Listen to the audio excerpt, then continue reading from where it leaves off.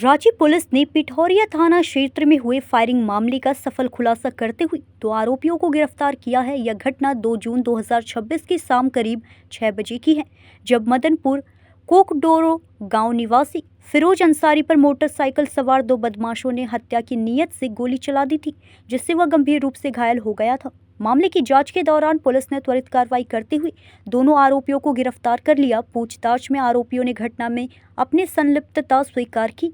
साथ ही उन्होंने पिठौरिया और कांके थाना क्षेत्रों में हुई कई घर फोड़ चोरी की घटनाओं में भी शामिल होने की बात कबूल की है।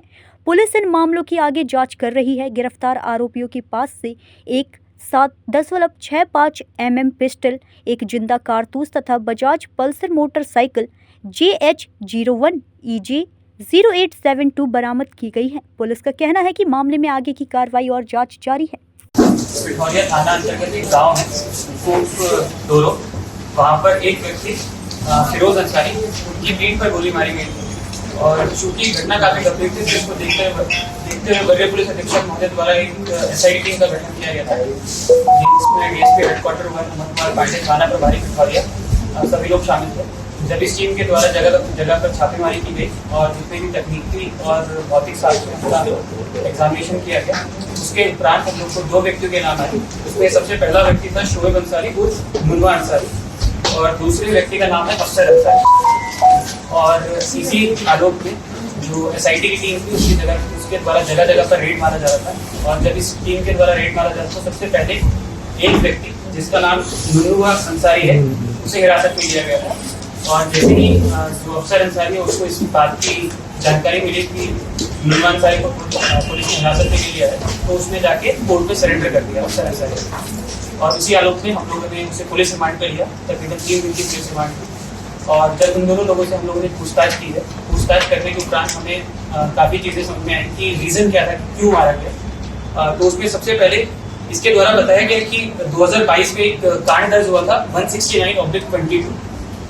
उसमें जो फिरोज अंसारी हैं, फिरोज अंसारी का एक भतीजा था, उसको गोली मारी गई थी अफसर अंसारी के द्वारा। तो उसी केस में अफसर अंसारी और उसके पिता, जिनका नाम है इदुल अंसारी, दोनों को न्यायिक हिरासत में भेजा गया था। और हाल ही में अफसर अंसारी जेल से बाहर निकला था और उसे पता था कि उसके जो पिताजी हैं वो जेल पे बंद है।